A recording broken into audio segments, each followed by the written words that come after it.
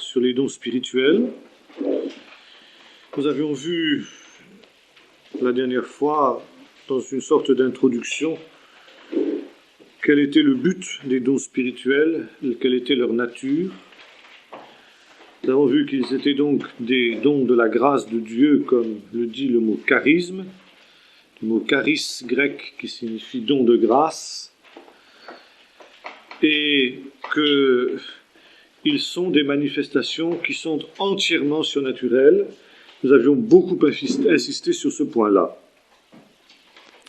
Et que parce qu'ils sont justement entièrement surnaturels, ils sont la conséquence du baptême dans le Saint-Esprit, qu'il n'est donc pas possible de les exercer sans au préalable avoir été baptisé dans l'Esprit, et donc a fortiori sans être né de nouveau. Maintenant, à côté du don, il y a, nous dit la première épître aux Corinthiens, chapitre 12, ce que l'apôtre Paul appelle la manifestation du don. Il y a le don et il y a la manifestation du don. Le don, sauf le don des langues, les autres dons spirituels ne sont pas à la disposition de celui qui les a reçus, mais ils s'exercent quand l'Esprit le veut et comme l'Esprit le veut. Et c'est pourquoi il y a ici un aspect qu'il faut souligner très fort, c'est que les dons spirituels ne sont pas directement en relation, je veux dire, sont une réalité différente de la parole de Dieu. Disons les choses comme ça. Et bien sûr, c'est la parole de Dieu, la Bible, qui est l'unique et ultime référence. C'est pourquoi les dons spirituels doivent être jugés à la lumière de la parole de Dieu. Et quand nous disons juger, c'est une traduction possible du mot grec que Paul emploie, diakriseis, qui signifie juger, évaluer, peser, en quelque sorte, discerner quelle est la valeur, quelle est l'origine des dons spirituels, sont-ils ou ne sont-ils pas de Dieu? Nous aurons l'occasion de revenir sur cet aspect des choses quand nous étudierons justement le don de discernement des esprits. Les dons spirituels ont ceci de particulier, c'est qu'ils sont un don de l'Esprit, donc l'Esprit du Seigneur intervient par un canal humain, mais ce canal humain n'est absolument pas violenté. Ça, c'est le propre, c'est la marque, c'est la signature de l'Esprit de Dieu. La personnalité de celui qui est utilisé, de celui qui reçoit le don, est entière et totale. Et c'est en cela que les dons du Saint-Esprit, le surnaturel de Dieu, diffèrent du surnaturel diabolique. Le surnaturel diabolique se caractérise par le fait que celui qui est le canal de l'action de l'esprit mauvais devient un médium. Ça veut dire perd conscience, il est possédé, il est dominé par une force qui le contrôle de l'extérieur, lui-même ne se contrôle plus, et par conséquent, il n'est effectivement qu'un médium, qu'un vulgaire canal, un objet. Rien de tel avec l'Esprit de Dieu. Donald G. disait de l'Esprit de Dieu, c'est un gentleman. Et le propre des dons spirituels, c'est qu'ils sont la collaboration de l'Esprit de Dieu et de l'Esprit de l'homme. Rien ne se fait sans l'Esprit de Dieu, mais rien ne se fait non plus sans la collaboration de l'homme. Rien ne se fait non plus sans la volonté de l'homme. l'homme doit dire oui à l'Esprit de Dieu. L'homme doit accepter cette collaboration avec l'Esprit de Dieu. Et c'est pourquoi, lorsque des dons spirituels sont manifestés, ils le sont par un homme, et ils le sont au travers de la personnalité de cet homme. Jésus, par exemple, dit une chose intéressante dans un tout autre domaine, mais on peut l'appliquer ici aussi aux dons spirituels. Quand dans la prière sacerdotale, il dit à son Père, « Je te prie non seulement pour eux, mais également pour ceux qui croiront en toi par leur parole. » Et cette parole est importante. Car nous savons, nous, que cette parole, c'est la parole de Dieu. C'est la parole de Dieu révélée dans la Bible. Or, cette parole qui est parole de Dieu, Jésus dit, c'est aussi leur parole. C'est les deux.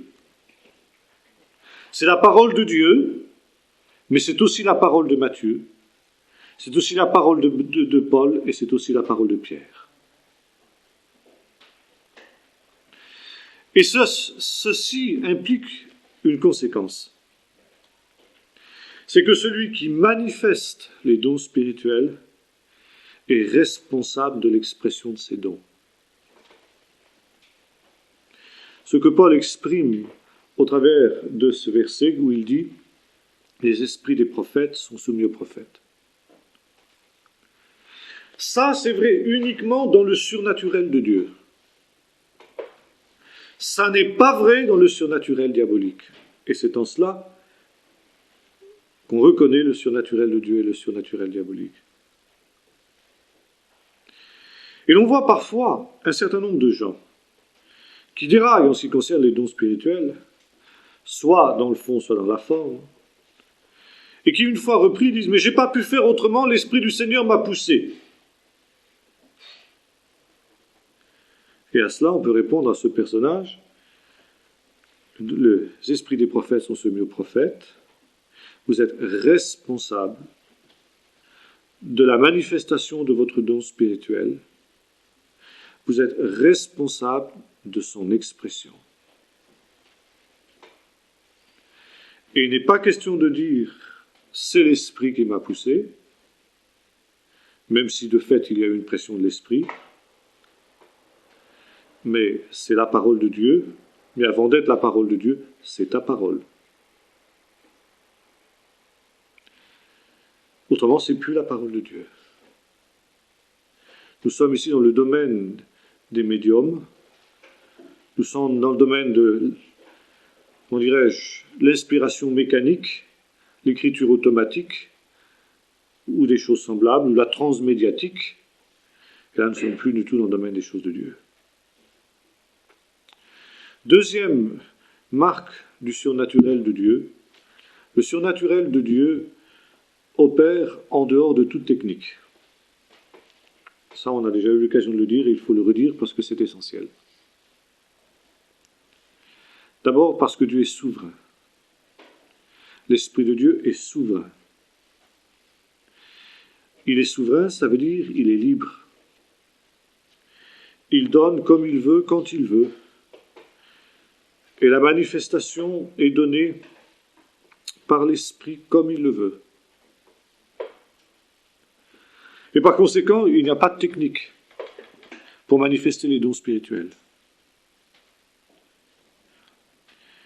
C'est pas parce qu'on aura jeûné 3 jours que on aura récité telle et telle formule que le démon partira. Par exemple, l'exorcisme catholique fait appel à des techniques de ce type. Il y a de l'eau bénite à balancer sur le malade, il y a des formules à prononcer, il y a... etc. Comme c'était d'ailleurs à l'époque de Jésus, on voit les exorcistes juifs ambulants, les 7 fils de Séva, dont il est question dans le chapitre 19 du livre des Actes, qui avaient ajouté à leur répertoire ils avaient une autre formule, une autre technique. Je vous adjure, au nom de Jésus que Paul prêche. Vous connaissez quel avait été le résultat. Il n'y a pas de technique. Le Seigneur n'est pas lié en aucune manière à une technique. Mais nous avons réellement affaire à l'irruption du surnaturel de Dieu dans la vie de son peuple, dans la vie de l'Église, dans la vie de son enfant. À partir du moment où nous ramenons les choses de Dieu à une technique, alors nous sortons du plan de Dieu. Nous sommes dans le domaine du magique. Et le surnaturel des dons spirituels n'a rien à voir avec le magique. Ça, il faut le souligner très fort. Pas même les formes. Et ça, il faut faire très attention. Car la tentation du magique est dans le cœur de l'homme. Et nous voyons ça, donc j'ai cité par exemple l'exorcisme dans le catholicisme, mais il est évident que dans les milieux catholiques dits de renouveau, on sent ce glissement de plus en plus vers le magique, vers la technique, mais on trouve ça aussi dans certains milieux pentecôtistes. Chauffer la salle, etc. Il y a toute une technique qui se développe. Mais on a le résultat qui est à l'avenant. C'est-à-dire qu'il se produit des manifestations qui sont des manifestations psychiques, pour le moins. Et si on pousse trop, ça peut aller plus loin.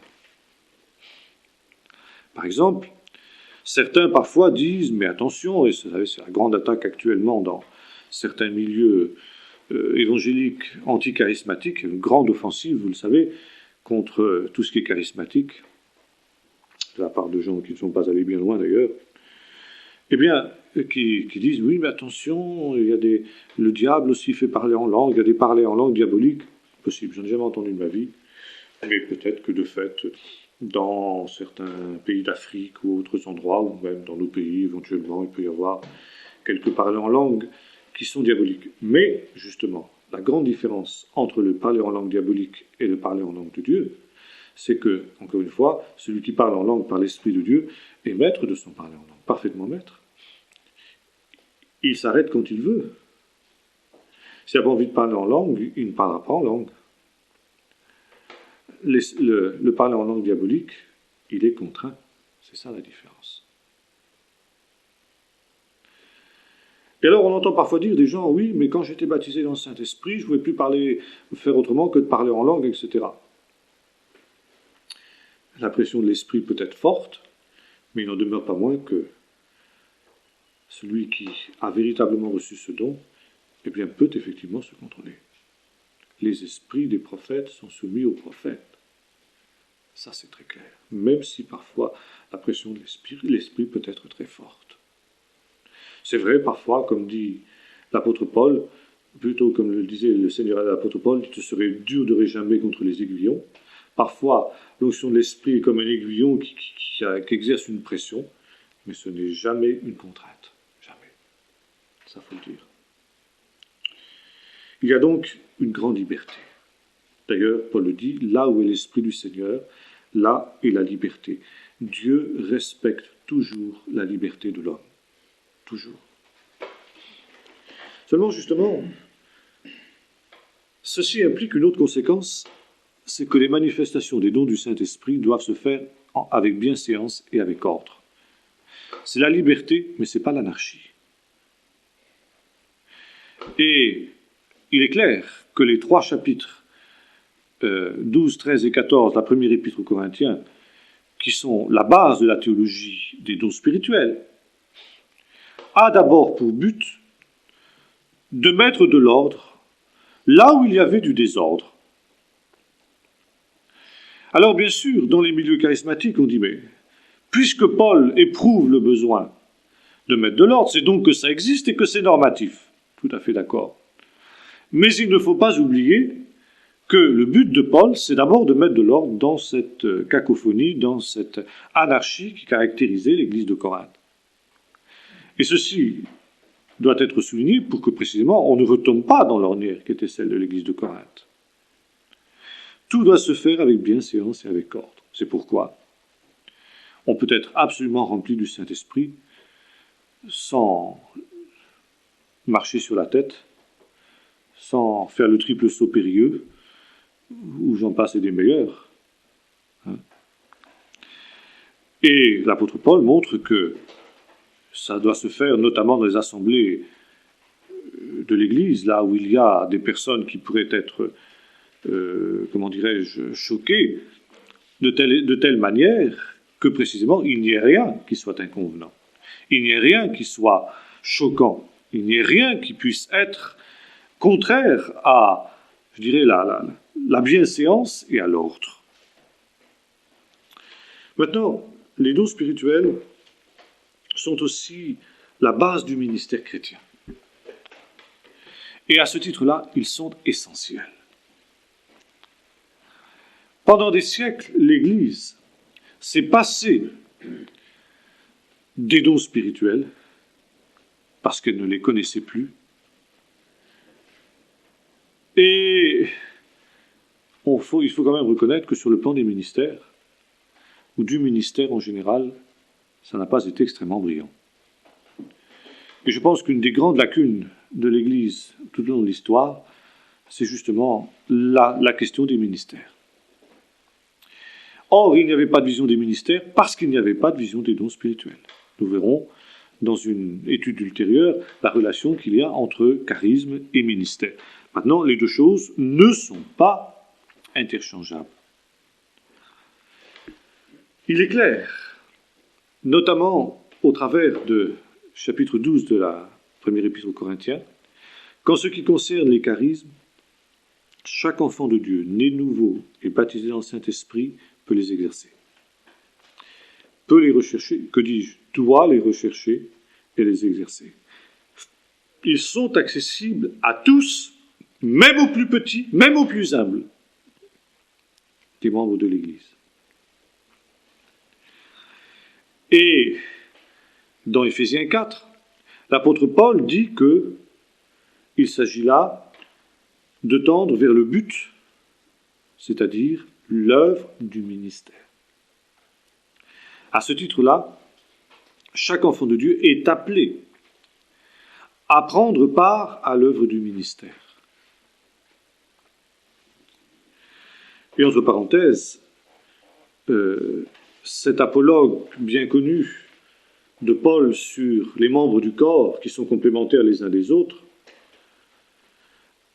peut évidemment être compris, comme on l'a souvent fait, comme, disons, la mise en commun des talents naturels que les uns et les autres ont reçus, de la personnalité des uns et des autres, c'est pas faux. Mais dans la vision spécifique qui est celle de Paul, c'est pas ça qu'il a quand même dans l'esprit. C'est la mise en commun des dons spirituels reçus surnaturellement. Voilà ce qui fait le ministère, tel que Paul le comprend dans la première épître aux Corinthiens, chapitre 12. Ce ne sont pas les dons naturels. Comme disions la dernière fois, c'est évident que ces dons naturels-là ne sont pas négligeables obligatoirement. Et qu'il est normal, qu'il est légitime, que quand quelqu'un se tourne vers le Seigneur, se consacre au Seigneur, il lui consacre les talents naturels qui sont les siens. Mais ça ne suffit pas. Ça ne suffit pas pour fonder l'œuvre du ministère. Il faut plus, il faut la dimension surnaturelle de l'Esprit de Dieu. Et ça, c'est pas toujours facile à garder, cette vision-là. On a très vite tendance à redescendre au niveau humain, au niveau justement des talents naturels. Et c'est souvent le problème de la deuxième génération du réveil, qui garde la vision, mais qui la fait redescendre au niveau humain. En appliquant cette vision de l'Église aux talents naturels, non négligeables, comme nous l'avons vu tout à l'heure, mais qui ne sont pas l'essentiel. Ne sont pas l'essentiel. Le but, nous dit toujours l'apôtre Paul dans Éphésiens 4, c'est l'édification du corps et la gloire de Dieu. Et là, précisément, dans ce chapitre 4 de l'Épître aux Éphésiens, l'apôtre Paul fait la différence entre les dons et les ministères. Car si tout enfant de Dieu, baptisé de l'Esprit, et donc bien évidemment converti d'abord, a accès à l'œuvre du ministère par l'intermédiaire des dons spirituels, tout enfant de Dieu n'a pas un ministère don au sens d'Éphésiens 4.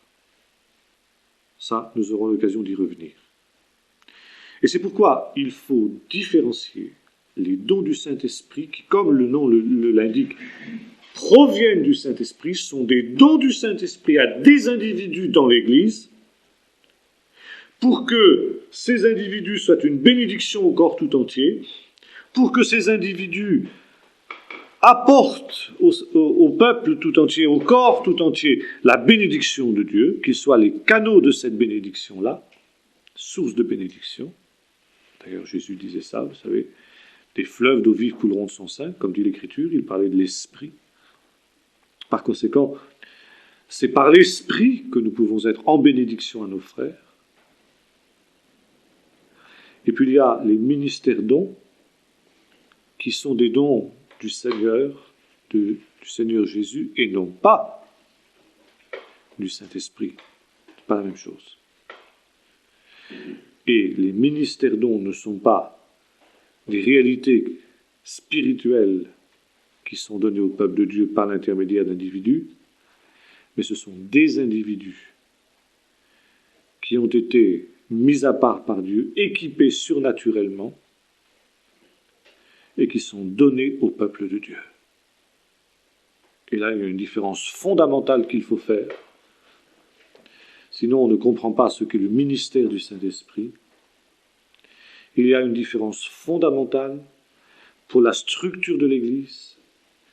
Il y a une différence fondamentale pour les ministères, pour la colonne vertébrale de l'Église. Ça, nous aurons l'occasion d'y revenir. Je cite simplement cet aspect pour l'heure.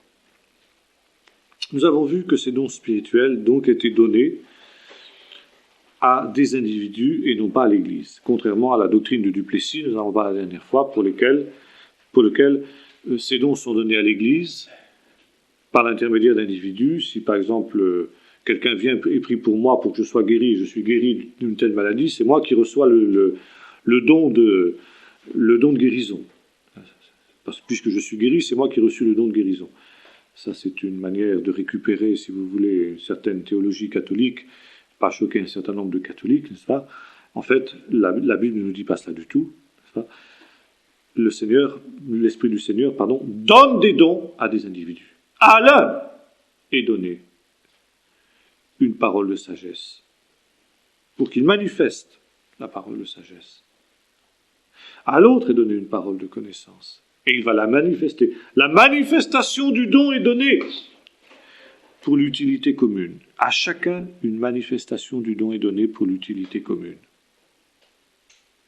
Donc c'est très clair. Le but, donc, c'est l'édification de l'Église. Donc apporter une bénédiction au peuple de Dieu. Et ça, c'est très important.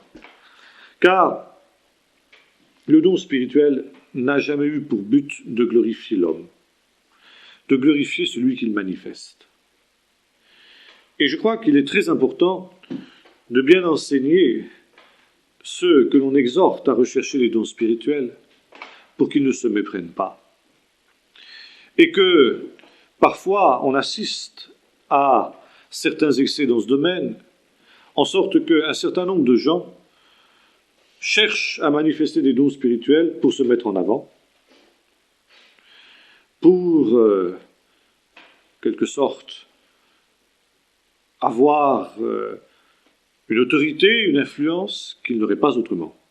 Il est évident que de telles motivations ne pourront aboutir très vite qu'à des déviations graves dans le domaine des dons spirituels. Et l'on assistera alors à ce que l'on appelle parfois un petit peu familièrement des prophéties téléguidées, c'est-à-dire que quelqu'un règle ses comptes avec un autre par l'intermédiaire de la prophétie, c'est évident que c'est absolument abominable, des choses comme ça. Alors, le but, édifier l'Église. Et quelqu'un qui est responsable d'une réunion où sont manifestés des dons spirituels doit être particulièrement vigilant dans ce domaine-là. Et s'il sent que les motifs qui sont sous-jacents à une prophétie ne sont pas purs, alors il devrait intervenir, bien sûr, pour que cette prophétie-là, pour que celui qui prophétise de cette manière-là se taise. Donc ici, la gloire de Dieu. Le but, la gloire de Dieu. Deuxième point, les dons spirituels sont des dons de grâce, comme nous l'avons dit, donc n'ont rien à voir avec le mérite. Et si nous disons à qui les dons spirituels sont-ils donnés, il faut aussi insister sur le fait qu'ils ne sont pas donnés à des gens parce qu'ils le méritent.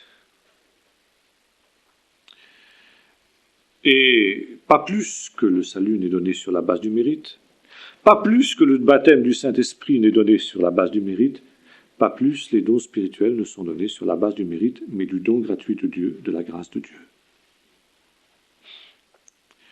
Les dons spirituels sont un témoignage de l'amour de Dieu à son Église. C'est parce que le Seigneur aime son peuple qu'il lui fait la grâce de venir au milieu de lui, et ainsi de l'édifier, de le conduire, de le consoler, de l'exhorter, de le reprendre éventuellement. C'est une manifestation de l'amour du Seigneur. Et par conséquent, c'est conscient de l'amour de Dieu que le peuple de Dieu s'attend à la manifestation des dons spirituels.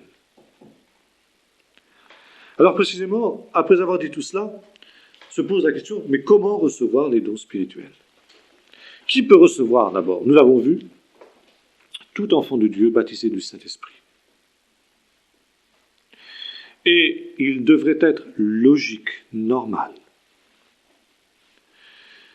que immédiatement après avoir été baptisé dans le Saint-Esprit, on se mette à rechercher les dons spirituels. C'est l'inverse qui ne l'est pas. Maintenant, comment recevoir? Alors il faut ici souligner qu'il n'y a pas une attitude passive devant Dieu. Et la Bible nous dit trois choses. Toujours dans l'Épître aux Corinthiens, première Épître aux Corinthiens, chapitre 12, 13 et 14. Premièrement, prier.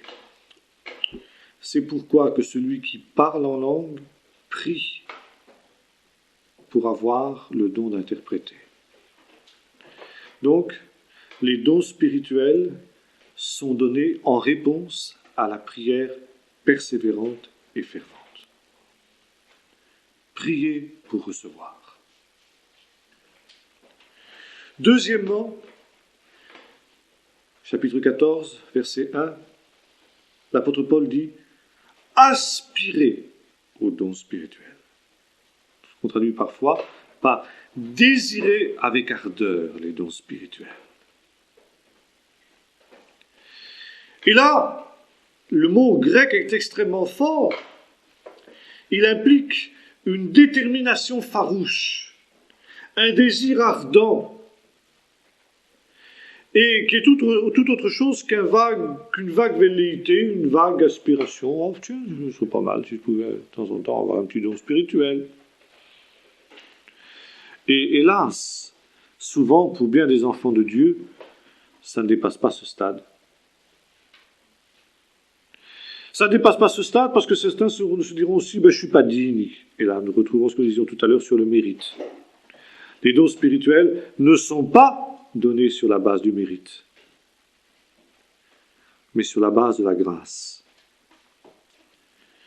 Et puis, troisième point, la foi, bien sûr. C'est évident que tout ce que nous recevons de Dieu est sur la base de la foi. Nous recevons le salut, le pardon de nos péchés, quand nous croyons. Nous recevons le baptême dans le Saint-Esprit quand nous croyons à la promesse de Dieu. La promesse est pour vous. Amen, Seigneur, je crois, je reçois. Je reçois les dons spirituels quand je crois que le Seigneur me les donne. C'est sur la base de la foi. Et puis il y a un quatrième point. Il nous faut bien comprendre ici la place du chapitre 13 de la première épître aux Corinthiens.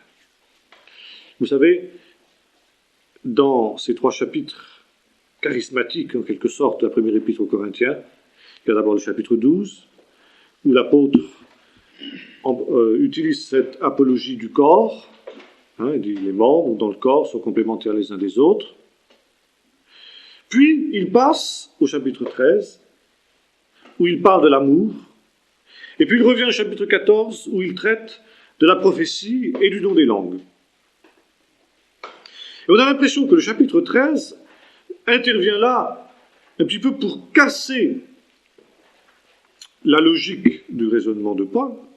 On se demande un petit peu qu'est-ce qu'il fait là, ce chapitre 13. Pourquoi il est intercalé entre ces 2 chapitres qui traitent des dons spirituels. Et vous savez que les anticharismatiques, évangéliques ou non, ont souvent utilisé ce chapitre 13 pour dénigrer la valeur des dons spirituels. Paul déclare en effet aspirer aux dons spirituels, mais je vais vous montrer une voie plus excellente. Quand je parlerai les langues des hommes et des anges, si je n'ai pas l'amour, je ne suis rien. Et continue comme ça. Alors, les anticharismatiques, vous voyez, il y a une voie plus excellente que les dons spirituels. C'est l'amour. Donc, à partir du moment où nous avons le fruit de l'esprit qui est l'amour, nous n'avons plus besoin des dons spirituels.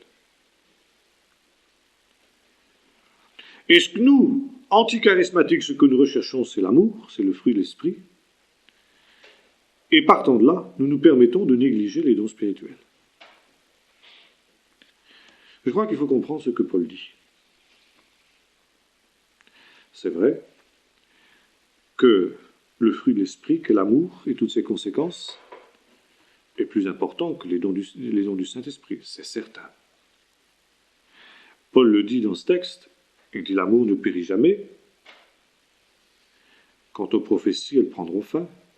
Quant aux langues, elles cesseront. Ah, merveilleux, disent les anticharismatiques. Tout ça, ça cessera. Nous sommes d'accord. Mais quand? Le texte répond. Quand ce qui est parfait sera venu, ce qui est partiel disparaîtra. Qu'est-ce que c'est ce qui est parfait? L'amour? Non. Il faut lire le texte. Autrefois, quand j'étais enfant, je parlais comme un enfant, je pensais comme un enfant, et quand je suis devenu adulte, j'ai fait disparaître de moi ce qu'était l'enfant. Ah, oui, voyez, l'Église a commencé dans les balbutiements de l'enfant, le don des langues, tout ça. Et aujourd'hui, nous sommes devenus des adultes, l'Église est devenue adulte, elle est pleine d'amour. Pensez, l'Inquisition, les croisades et tout ça, pleine d'amour. Autrefois, aujourd'hui plutôt, dit l'apôtre, nous voyons comme dans un miroir. Mais un jour, je connaîtrai comme j'ai été connu, face à face. Alors là, c'est clair. Un miroir, vous savez, là aussi, il y a de ces réalités qui sont piégées. Nous, quand nous regardons dans un miroir, c'est comme si nous voyions la réalité, n'est-ce pas? Simplement qu'il y a une inversion au point de vue de la symétrie. Autrement, c'est exactement la même chose. Seulement, à l'époque de Paul, les miroirs étaient moins sophistiqués qu'ils ne le sont aujourd'hui. On a retrouvé des miroirs dans des fouilles archéologiques. Qu'est-ce que c'est un miroir? C'est une plaque de métal, de cuivre, d'argent, si on est très riche, qui est grossièrement polie. Ça vous donne une image, mais une image très vague. Et c'est ce que Paul dit, nous voyons aujourd'hui, ça veut dire quand aujourd'hui? Mais dans l'économie présente, Sur la terre, nous voyons au travers d'un miroir, ça veut dire nous voyons d'une manière diffuse, peu claire. Et nous voyons comment? Quel est ce miroir dans lequel nous voyons? Ce sont les dons spirituels, justement. La prophétie, les langues, la connaissance. Mais un jour, nous connaîtrons face à face comme nous avons été connus. Il n'y aura plus cet intermédiaire. Et quand ce sera ça? Mais c'est très clair. Quand nous serons dans la gloire. Quand nous serons dans la présence du Seigneur. Alors là, les langues cesseront. Alors là, les prophéties disparaîtront. Puis un troisième élément que Paul évoque là, sur lequel on ne s'arrête jamais. La connaissance disparaîtra en même temps aussi. Alors moi, je te pose une question à ces gens-là. Je dis, mais vous dites, les langues ont cessé, la prophétie a disparu, mais pouvez-vous m'expliquer pourquoi la connaissance n'a pas disparu? Vous avez de la connaissance, n'est-ce pas? Heureusement pour vous. Et pourquoi la connaissance n'a-t-elle pas disparu alors que la prophétie et les langues auraient disparu? C'est pas logique. La connaissance disparaîtra quand? Eh bien, quand nous connaîtrons comme nous avons été connus. Comment vient cette connaissance pour l'heure? Par la parole et par l'esprit. Par la Bible et par l'esprit. Et quand nous serons à la présence du Seigneur, nous n'aurons plus besoin de la Bible.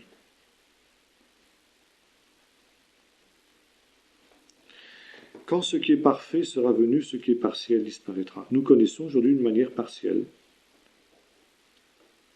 Et si nous avons encore aujourd'hui besoin de connaissance, si nous avons besoin de la Bible pour avoir une connaissance de Dieu partielle, alors nous avons aussi besoin de prophétie, nous avons aussi besoin de langue, pour la même raison.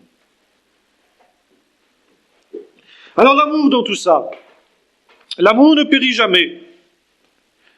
Alors vous savez, il reste ces trois choses, dit l'apôtre, la foi, l'espérance et l'amour.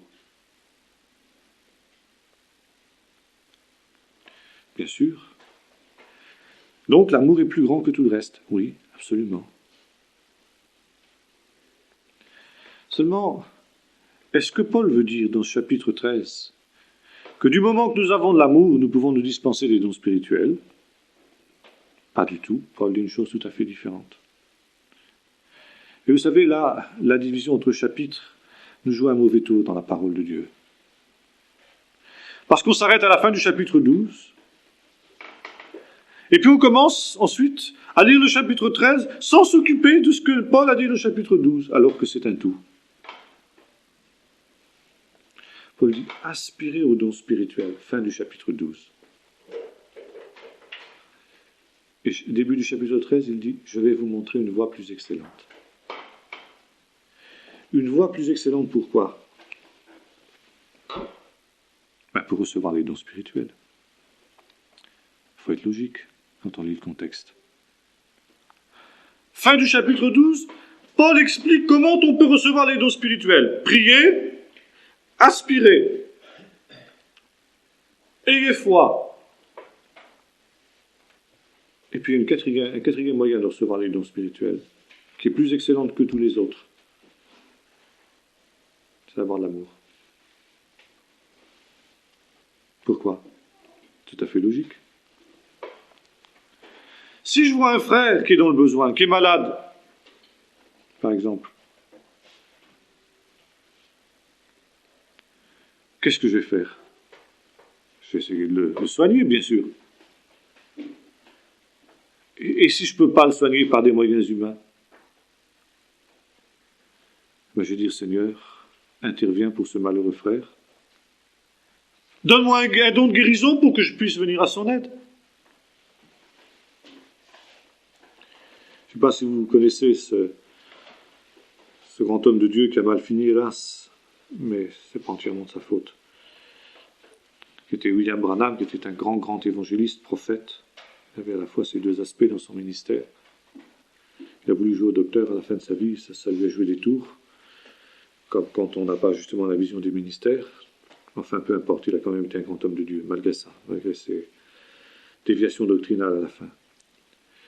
Et William Branham, un jour, était arrivé dans un endroit où un terrible accident de voiture venait d'avoir lieu. Je ne sais même pas si ce n'était pas une histoire de collision avec un train, tant que je me souvienne. Et alors qu'il arrivait là, sur la scène de l'accident, quelques minutes après qu'il vienne de se produire, il y avait une petite fille qui était là, écrasée, morte. Absolument, le spectacle était affreux, et la mère qui était là, qui se tordait de douleur devant le cadavre de sa petite fille. Et puis il y avait, c'était sur la frontière de Russie, frontière russo-finlandaise. Il y avait tous les soldats russes qui étaient en train de prendre les mesures de la petite, tout ça, faire le constat, tout ça. Et voilà William Branham qui arrive dans cette situation-là. Il est bouleversé par la douleur de la mère. Et puis soudain, l'Esprit du Seigneur lui parle.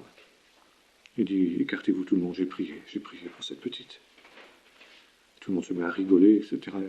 Écartez-vous, laissez-moi tranquille. Il est fou celui-là. Il s'est mis à genoux, il a imposé les mains à la petite fille. La petite fille s'est mise debout.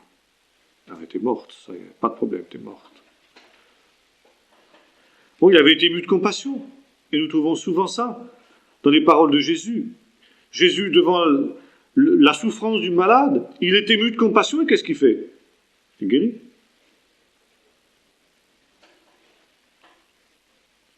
Et là, nous sommes bien loin justement de la vaine gloriole, dire « Ah, moi j'ai un don spirituel, regardez comme c'est formidable. Je suis un grand bonhomme, n'est-ce pas ?» Mais là, le problème n'est pas là. Ému de compassion.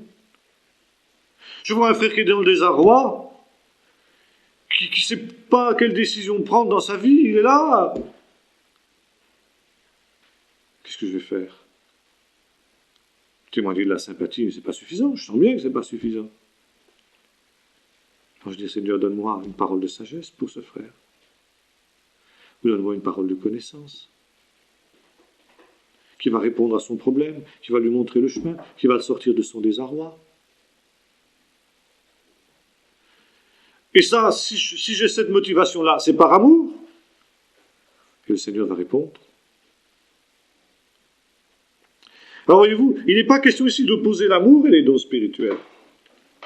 C'est tout à fait complémentaire. L'amour va pouvoir s'exprimer d'une manière beaucoup plus profonde s'il a à sa disposition les dons spirituels, justement. Et puis, je pense qu'il y a un autre point aussi qu'il faut souligner très fort. Aspirer aux dons spirituels, ça veut dire rechercher, chercher.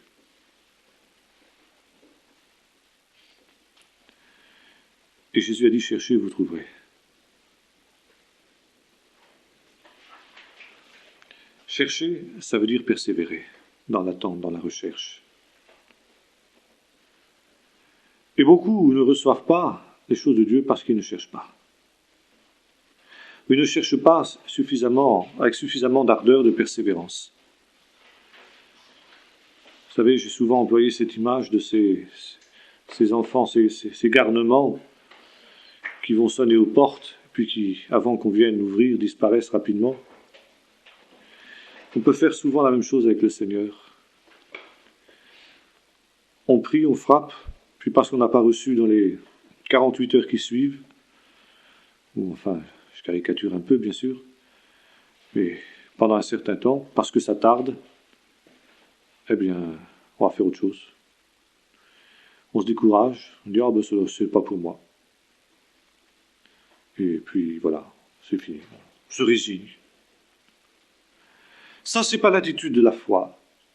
Ça, c'est pas une attitude spirituelle du tout. L'attitude spirituelle, c'est de chercher jusqu'à ce que le Seigneur réponde. Alors on dit, ah ben c'est que le Seigneur ne veut pas me donner, il ne m'a pas donné dans les 48 heures, ben c'est qu'il ne veut pas me donner, c'est pas à peine que j'insiste. Ça c'est le raisonnement d'ennemi, c'est le raisonnement du diable, ça. Le Seigneur donnera toujours quelque chose. Allah a une parole de sagesse. Tu n'auras peut-être pas la parole de sagesse, mais tu auras peut-être le don des miracles. Tu n'auras peut-être pas le don de guérison, tu auras peut-être celui d'une parole de connaissance. Alors il est important de persévérer. Butler avait bien des leçons à donner dans ce domaine-là. Je pense notamment à cet épisode qu'il rapporte dans ses livres, je crois, ou du moins dans une des cassettes. Je l'ai entendu de mes propres oreilles toujours. Quand le Seigneur un jour lui avait dit « Attends-moi jusqu'à ce que je vienne ». Simplement ces mots. Il avait entendu cette parole dans son cœur. « Attends-moi jusqu'à ce que je vienne ». Alors, il avait abandonné tout ce qu'il était en train de faire. Il était allé dans son église et s'était placé devant Dieu. 1 heure avait passé, 2 heures, 3 heures, rien. La nuit était venue. Il faisait froid. C'était l'hiver. Il s'était allongé sur un des bancs de l'église. Il s'était enveloppé avec des vieux journaux, je crois, parce qu'il faisait froid. Il a attendu toute la nuit. Toute la nuit était passée, c'était rien produit. Un jour passe, il ne se produit rien. Une deuxième nuit passe, il ne se produit rien. Un deuxième jour, il ne se produit rien. Et à la fin, Butler est lassé, il dit, je me suis trompé. Il demande à sa femme de lui préparer une assiette de soupe. Et il raconte, vous savez, comment, en esprit, alors qu'il allait porter la soupe à sa bouche avec la cuillère, il a vu Satan avec un visage réjoui, un sourire jusqu'aux oreilles, qui était content de voir que, quelque sorte, il sortait du plan de Dieu. Alors il a déposé la cuillère, il est retourné dans l'église attendre Dieu. Et puis, encore plusieurs heures ont passé, peut-être même plusieurs jours, je n'ai plus en mémoire exactement. Et puis au bout d'un temps long, eh bien, le Seigneur est venu vers lui. Et il a dit, pour me dire 5 mots qui ont bouleversé ma vie. 5 paroles. Tout ce temps. L'homme et l'homme moderne, plus qu'aucun autre, est pressé. Il faut que ça se fasse vite. L'homme moderne est incapable de persévérer, est incapable d'attendre. Et je crois qu'un des gros problèmes des hommes et des femmes de ce temps par rapport au don du Saint-Esprit, c'est cette incapacité d'attendre et de persévérer dans l'attente, de chercher l'Éternel. Et cette attente, ce n'est pas simplement une attente passive, nous disions tout à l'heure, c'est une recherche. Chercher l'Éternel. C'est toute une attitude intérieure, une attitude de détermination, une attitude de foi, une attitude de prière. Finalement, on retrouve tout ça, ces 3 éléments. Et il est certain que Jésus dit d'une manière très claire, celui qui cherche trouve. Encore une fois, on ne trouve pas toujours ce qu'on avait souhaité. Certains diront, Seigneur, moi j'aurais tellement envie d'avoir le don de prophétie, et puis ce sera un autre don qui recevra. Un autre dit, moi j'aurais tellement envie de recevoir le don de guérison, puis ce sera autre chose. Peu importe, mais il recevra quelque chose. Celui qui cherche trouvera. Aspirez au don spirituel. Et particulièrement, dit l'apôtre, à celui de prophétie. Alors, Donald G aussi soulignait un autre point très important. Il soulignait le danger des dons sans amour, des dons spirituels sans amour. Et il prenait notamment celui de la connaissance, le don de connaissance. Il dit, si vous avez le don d'une parole de connaissance et que vous n'avez pas l'amour, vous pouvez faire un dégât considérable.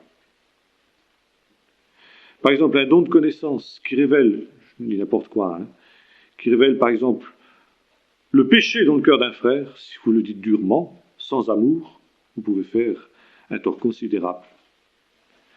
Et là aussi, une expérience de Butler nous montre, je l'ai cité à quelques-uns et je me souviens il y a quelque temps de ça, comment un jour Butler, c'était aux amis qui étaient venus de Pau, tiens, dans l'école biblique était venu un prédicateur qui faisait une tournée. Vous savez, l'Amérique est grande. Alors bon, des gens qui venaient de très loin.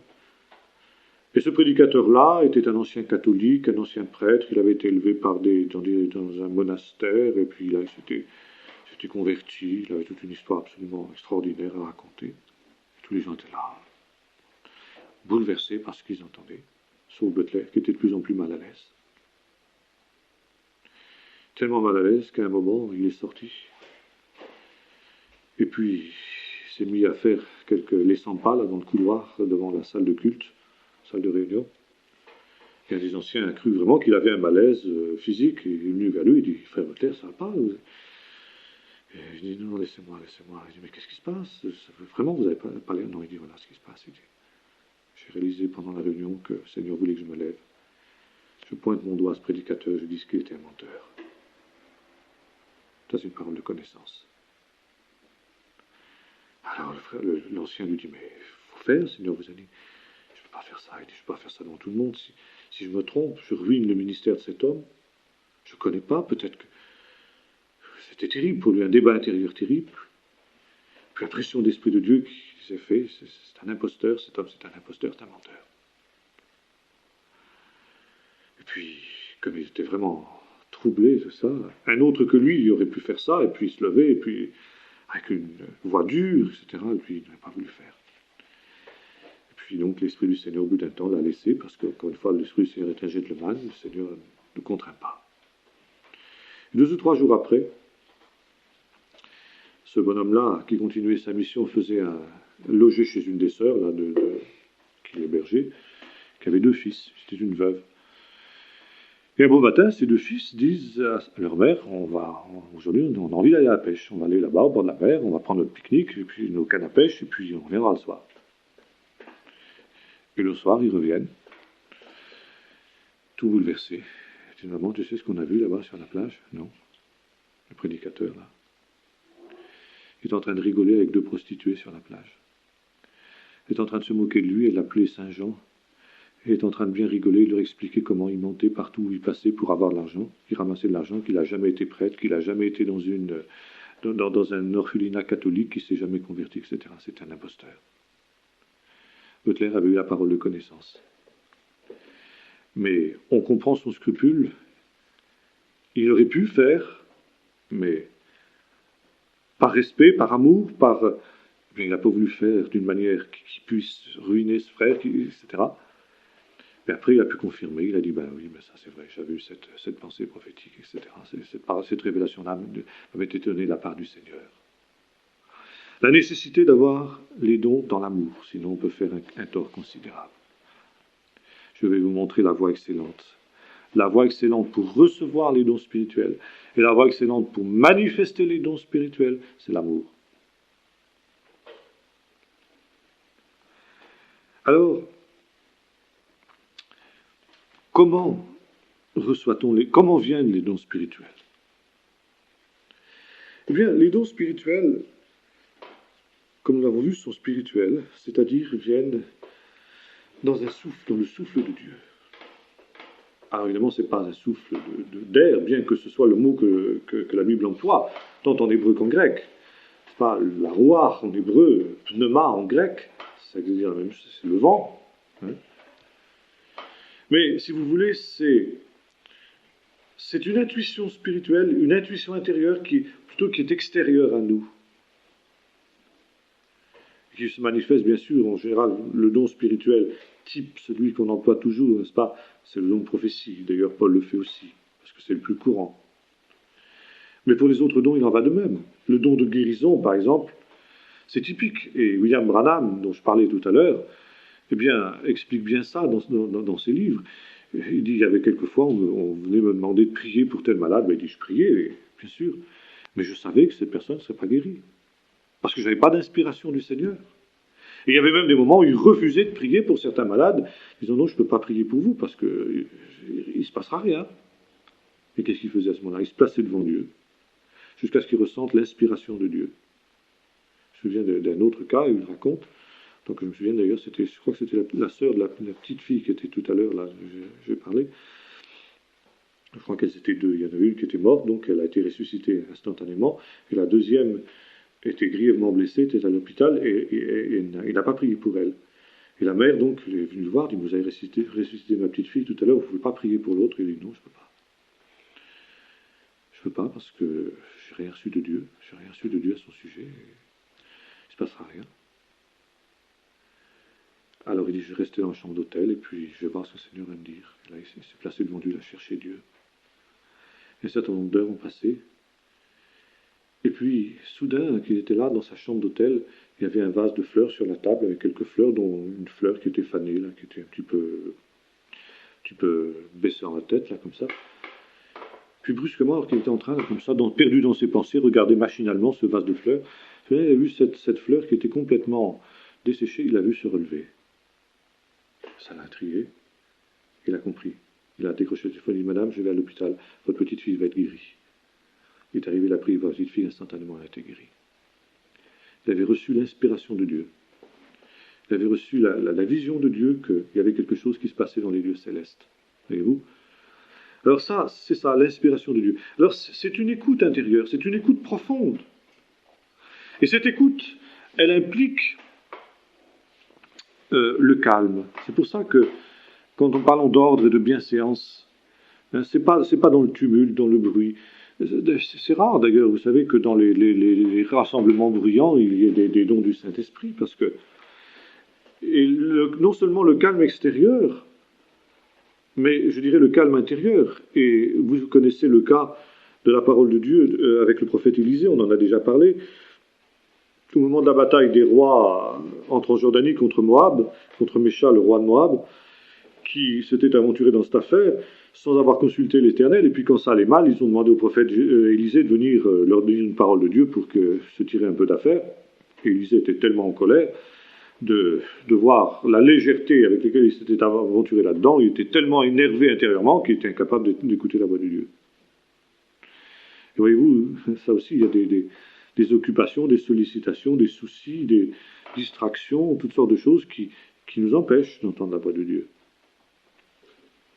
Et c'est quand il s'est fait amener un joueur de harpe, d'où justement l'importance de la musique. Pourquoi chantons-nous dans nos réunions? C'est pas pour obéir à une liturgie ni à une coutume, mais c'est pour disposer nos cœurs à entendre Dieu, la parole de Dieu. Tant dans la parole de Dieu qui est prêchée que ce que le Seigneur peut mettre dans nos cœurs par son esprit. Et à ce moment-là, la parole du Seigneur était venue dans son cœur, quand son esprit avait été calmé. Vous savez, ce qui s'est passé aussi pour Saül, quand David jouait de l'harpe devant lui, les mauvais esprits, l'esprit de fébrilité, d'énervement, de violence qui l'animait, l'abandonnait. Alors, disposer son cœur, c'est une chose très, très importante. Et écouter la voix de Dieu, la voix intérieure qui vient comme ça, comme un bouillonnement, je dirais, vous savez, comme quand on voit, par exemple, un puits dans le désert. Hein, vous voyez, soudain, n'est-ce pas, un peu de sable qui bouillonne, là, comme ça, et puis quelques gouttes d'eau qui sourdent, et on peut passer à côté sans s'en rendre compte. Et puis si on creuse, n'est-ce pas, si on agrandit ce petit trou, eh bien l'eau jaillit, puis ça devient soudain une source, comme dit Jésus, qui jaillit jusque dans la vie éternelle. Et nombreux sont les enfants de Dieu qui certainement reçoivent des choses en réponse à leurs prières, mais ils ne font pas attention. Et on entend parfois, par exemple, des prières, des gens qui prient, et on peut dire, eh bien ce frère-là, il aurait pu prophétiser. Plutôt que de prier, il aurait pu prophétiser. Ça va, il n'a pas fait attention, ce frère-là, ou cette sœur, que, en quelque sorte, qu'il y avait là une source qui commençait à jaillir. Ou bien quelqu'un va dire, ah, mais tiens, voilà, moi je pense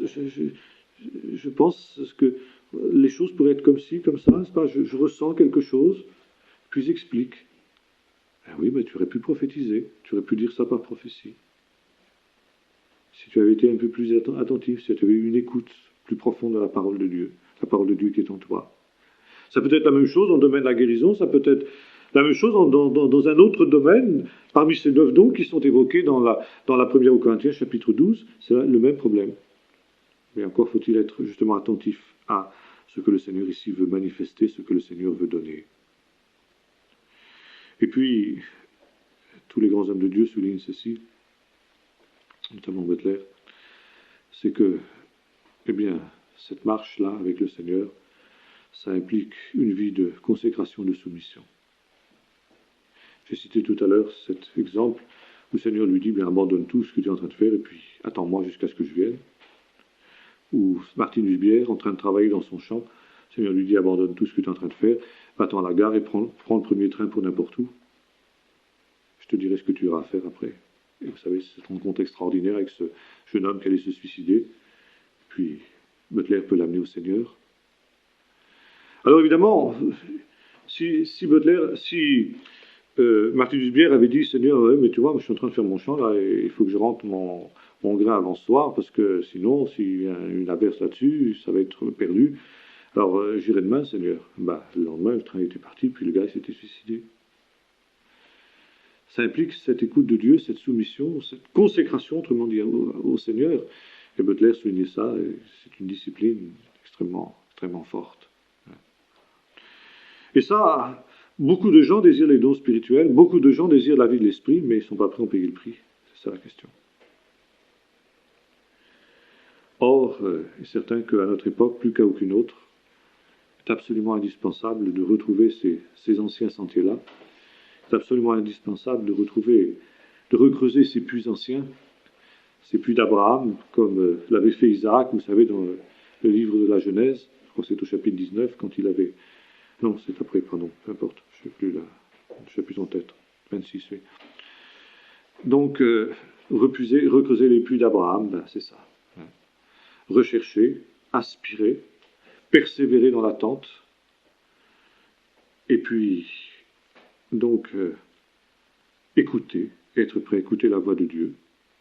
Et c'est pour ça que c'est très important, c'est indispensable, je dirais, d'abandonner, de laisser de côté parfois des choses qui sont inutiles, qui sont vaines, des préoccupations que l'ennemi pourrait placer devant nous et nous troubler par une foule de choses. L'ennemi s'ingénie. Il est passé maître dans cet art-là de placer des pots de banane sur notre route dans ce domaine-là. Je ne sais pas, vous avez sûrement fait cette expérience comme moi-même, n'est-ce pas? Très souvent, quand on dit, tiens, maintenant je vais mettre un temps à part là, pour chercher Dieu, je sens vraiment que, eh bien, c'est à ce moment-là que le téléphone sonne, c'est à ce moment-là qu'on sonne à la porte, c'est à ce moment-là que le gamin crie, c'est à ce moment-là que, bon, qu'on est dérangé de mille manières. Satan s'ingénie à faire ces choses-là. Eh bien, à nous de persévérer, justement, de dire, bon, tant pis, on répond au téléphone, et on repart, on redémarre à zéro. Dans la persévérance, où on se dit, maintenant c'est fini, j'ai été dérangé, bon, on verra une autre fois. Puis la fois suivante, c'est autre chose. Alors, ça, ce sont les deux éléments importants de notre marche avec Dieu. Bien sûr, la première, c'est de garder les commandements du Seigneur, c'est la chose essentielle. La marche dans la sanctification, dans la droiture, et puis la deuxième, c'est rechercher le Seigneur. Chercher le Seigneur, c'est une chose essentielle. Et il n'y a pas de vie charismatique, il n'y a pas de don du Saint-Esprit sans cette recherche persévérante de la face de Dieu. Voilà en gros ce que je veux dire ce soir.